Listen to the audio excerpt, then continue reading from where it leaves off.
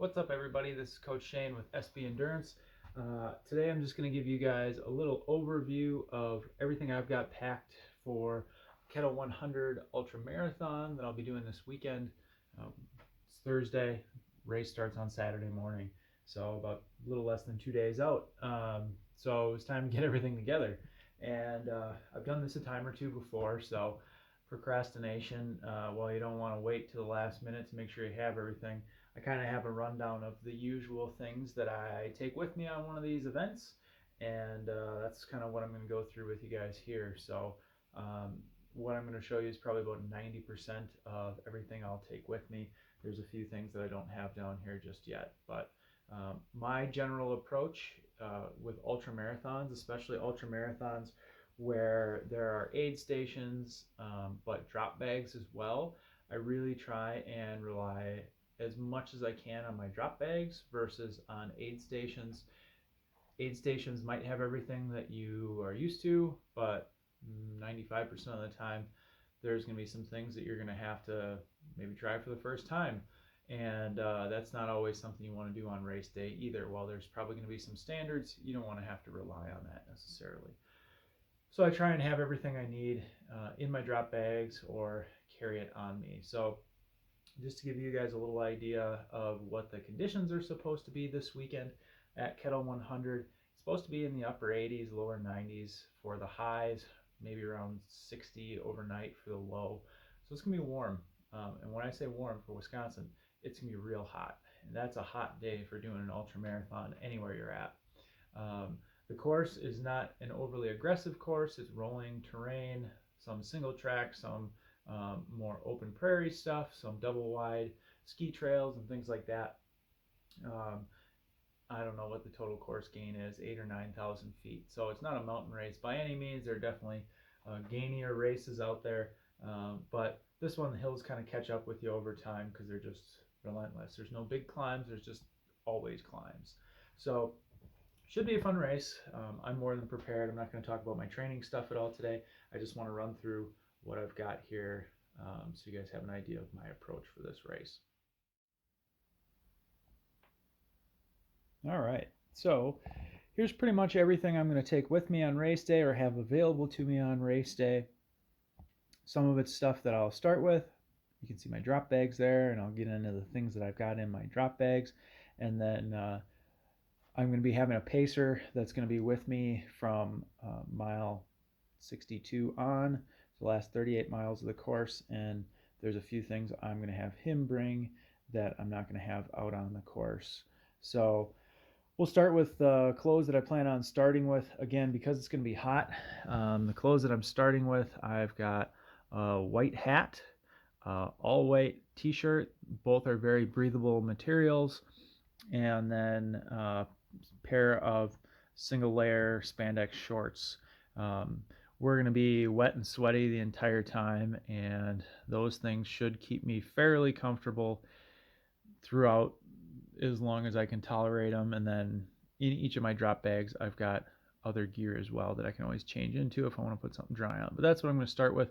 White's good when it's really hot, and it's going to be really hot. There's some prairie sections where I'm going to not want too much dark colors on for sure. So, and then as far as other stuff, I've got some CEP compression sleeves that I wear, along with a pair of Injinjis and a pair of mud gear socks. That's what I'll start with on. Sunglasses. And then as far as my initial hydration nutrition setup, I'm going to use my UltraSpire Speed Goat 2-bottle belt.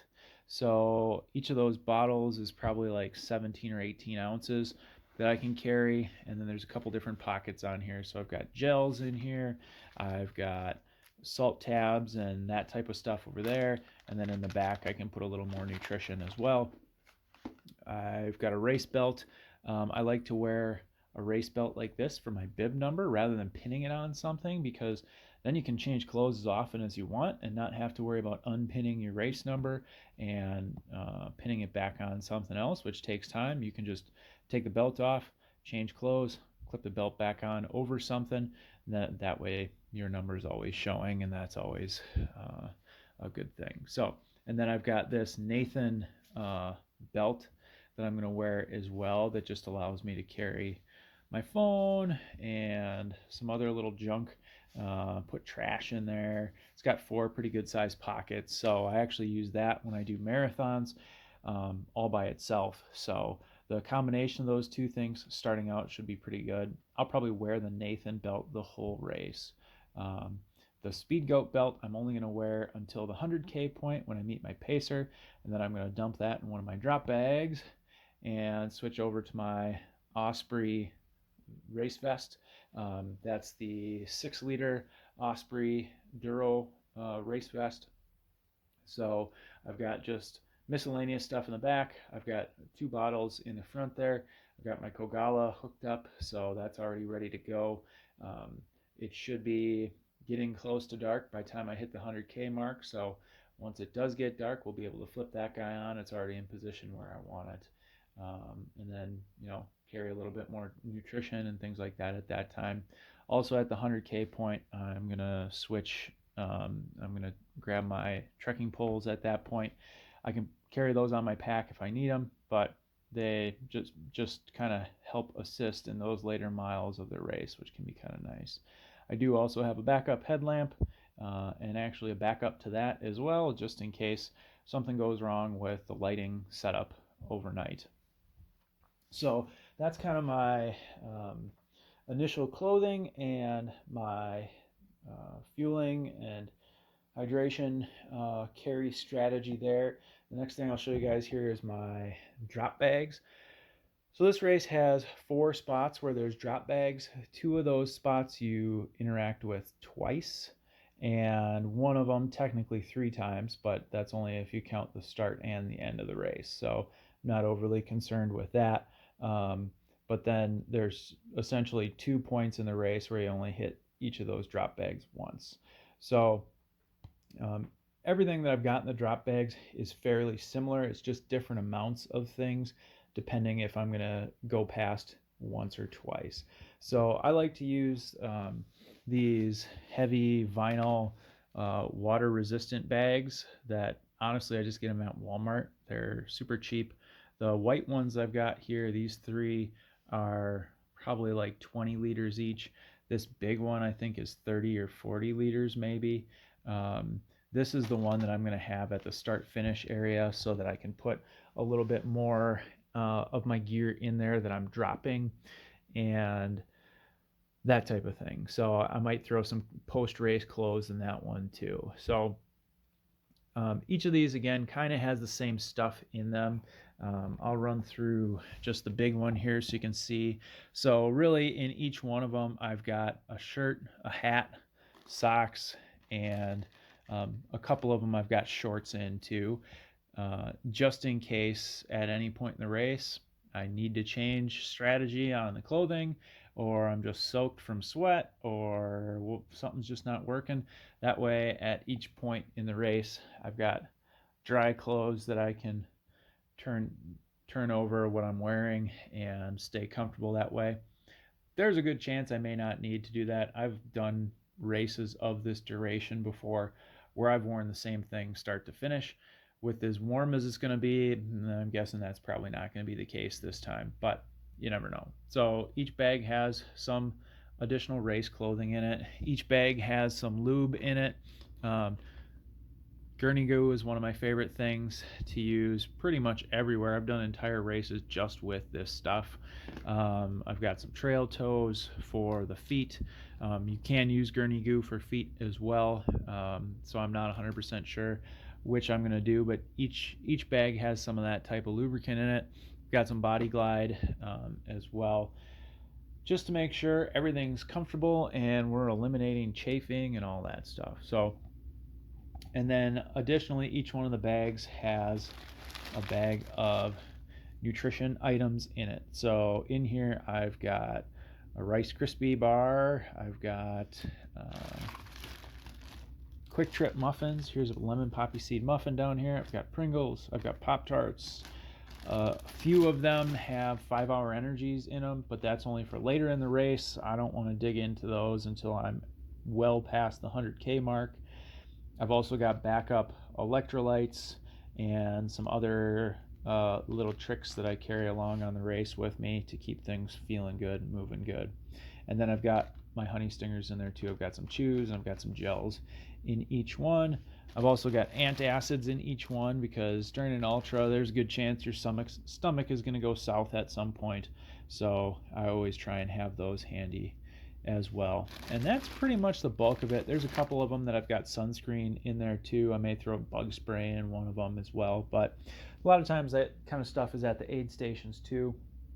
I do have sitting out here as well. I've got some baby wipes. I'll toss those in one of them, or I might split them up into some plastic bags and throw a few in each one, just so you can wipe the sweat off and the salt off of your skin at different points along the race if you want to, and feel fresh and clean.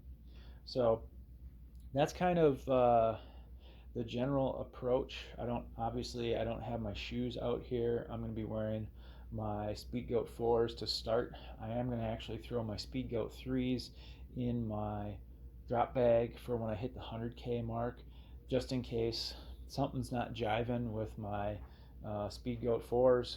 At least I have those as a backup. They've got a ton of miles on them, so I don't want to have to use them, but I may end up switching to them if something's not right. The other thing that I didn't get into that I've got actually in my race belt and in my race vest, I always carry spare shoelaces. So I've got a spare shoelace in each one of those.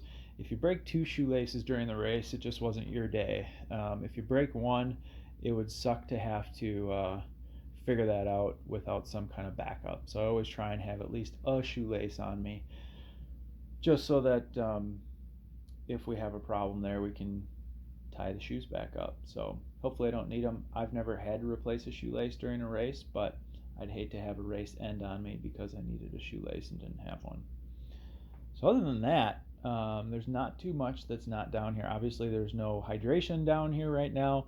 Honestly, I'm going to do the whole race on primarily water. As far as hydration goes, I don't really like to use hydration mixes or anything like that. I like to keep my calories and electrolytes and hydration separate so I can regulate each one of them separately. So that's kind of the rundown of my gear. Hope you guys enjoyed the run through of my gear that I'm going to be using for Kettle 100. If you have any questions about what I use, or if there's something that I missed when I was talking about stuff here that you saw laying on the ground, let me know in the comments. I'm happy to explain any of those things further. Or if you have other things that you like to use, certainly this is not all encompassing. There are a lot of other approaches. One thing that I don't have out here is a rain jacket. I don't know if I'll take one with me or not. It's been bone dry here for over a week, and it's supposed to be that way for another couple weeks and hot. So I really don't think I'm going to need a rain jacket. In fact, if it starts raining, I'm probably not going to put one on because it's a nice break from the heat. So it's just not the type of season that I'm going to want one. The temperature is going to be too warm that I'm not worried about it regulating my body temperature. I do have a poncho, just a cheap clear plastic one, in my race vest in the event that I need to regulate body heat or need to cover up for some reason. That's really about it. For summertime races, you can keep things a lot more simple as far as your gear and clothing goes, because you don't have as much to worry about with changes in weather. So again, if this was helpful, I'd really appreciate you guys hitting the subscribe button, like, share, comment below on what you think. That's all I've got for you right now. I hope you guys all have a great day, and we'll talk to you real soon.